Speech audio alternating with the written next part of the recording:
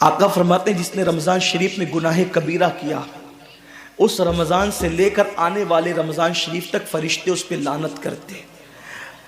یہ لعنت کیا ہے؟ لعنت سمجھتے ہیں؟ لعنت کا مطلب یہ ہے جس پہ لعنت پڑی وہ ہمیشہ کے لیے اللہ کی رحمت سے دور ہو گیا۔ انسان کی لعنت کیا ہے؟ انسان کی لعنت، ایک جانور پر حضور علیہ الصلوۃ والتسلیم کسی صحابی کے جانور پر بیٹھے تھے، وہ دھیرے چل رہا تھا، کسی نے کہہ دیا کہ اس پہ لعنت ہو، یہ دھیرے چلتا ہے۔ حضور علیہ السلام نے اس جانور کے نیچے اتر کر فرمایا جس پہ لعنت کر دی گئی میں اس جانور پہ سواری نہیں کر سکتا۔ یہ ایک انسان کی لعنت کا اثر ہے۔ جس پہ معصوم فرشتے لعنت کرے اس کا انجام کیا ہوگا؟ وہ بھی ایک دو لعنت نہیں۔ رمضان شریف کو چھوٹا مت سمجھیے، ایک کے 70 پر آپ کی نظر ہے، گناہ نیکیوں کی کثرت پہ آپ کی نظر ہے، گناہوں کی تباہی پہ آپ کی نظر نہیں ہے۔ اللہ کے رسول صلی اللہ علیہ وسلم نے فرمایا جیسے ماہ رمضان شریف میں نیکیوں کا درجہ بڑھ جاتا ہے، ویسے ماہ رمضان شریف میں گناہوں کا بھی معاملہ بڑھ جاتا ہے۔ یعنی اگر رمضان شریف میں تم ایک گناہ کرو گے تو اور دنوں کے اندر جو گناہ کرتے تھے اب اس گناہ سے زیادہ تمہیں عذاب دیا جائے گا، کیونکہ آپ نے ماہ رمضان کی حرمت کو پامال کیا ہے، آپ نے ماہ رمضان شریف کی عزت کو پامال کیا ہے۔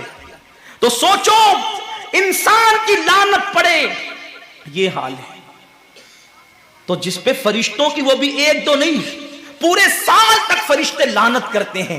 اور اللہ کے نبی صادق و مصدوق نبی نے فرمایا کہ اگر وہ اسی سال رمضان شریف آنے سے پہلے مر جائے تو اس کے پاس کوئی نیکی نہیں ہوگی جو اس کو جہنم کی آگ سے بچا سکے، اور اس کا ٹھکانہ تو جہنم ہی ہوگا۔ خدا کے لیے اپنے حال پہ رحم کرو، اپنے آپ کو جہنم کا ایندھن مت بناؤ۔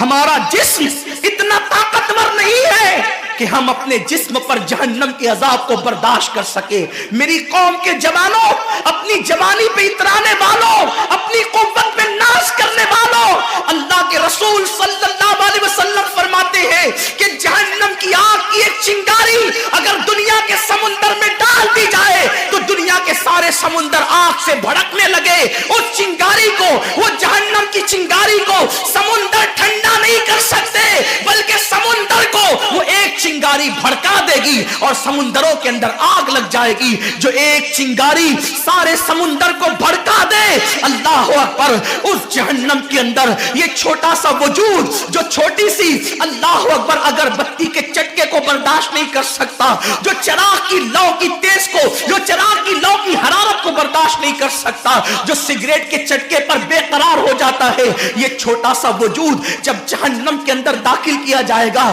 اس وقت اس وجود کا کیا ہوگا؟ میرے آقا مصطفیٰ جان رحمت فرماتے ہیں کہ جب پہاڑوں کو جہنم میں ڈالا جائے گا تو پہاڑ ایسے پگھلنے لگیں گے جیسے نمک کو پانی میں ڈالنے سے نمک پگھلنے لگتا ہے۔ میرے بھائیوں، خدا کے لیے اپنے حال پر رحم کرو، اپنے آپ کو جہنم کا ایندھن مت بناؤ۔ اللہ اکبر، تراویح کے وقت میں پیر پھیلا کر محلوں میں بیٹھنے والوں، روزوں کے وقت میں چھپ چھپا کر کھانے والوں، اللہ کی غیرت کو چیلنج مت کرو۔ اللہ کے حبیب نے فرما دیا کہ جو گناہ کبیرہ رمضان شریف میں کرے گا سال بھر فرشتوں کی لعنت ہوگی۔ آپ کہتے ہیں مسلمان کلمہ پڑھتا ہے، مسلمان نبی کا غلام ہے، مسلمان نبی پہ جان قربان کرنے کے لیے تیار ہے، اتنی مصیبتوں میں کیوں ہے؟ اتنی تکلیفوں میں کیوں ہے؟ کیوں تباہ ہو رہا ہے مسلمان؟ ارے جس پر فرشتے پوری سال لعنت کرے وہ قوم تباہ نہ ہوگی تو کیا ہوگا؟ اس قوم کے گھر نہ جلیں گے تو کیا ہوگا؟ اس قوم کی بیٹیوں کی آبرو نہ لوٹے گی تو کیا ہوگا؟ وہ قوم غربت کی چکی میں نہ پسے گی تو کیا ہوگا؟ آؤ سچی توبہ کر لو، توبہ کے دروازے کھلے ہوئے ہیں، اپنے گناہوں کا احساس کر لو، نادم ہو کر قدرت کی بارگاہ میں پلٹ جاؤ۔ میرا رب فرماتا ہے فَفِرُّوا إِلَى اللَّهِ، کہاں جا رہے ہو؟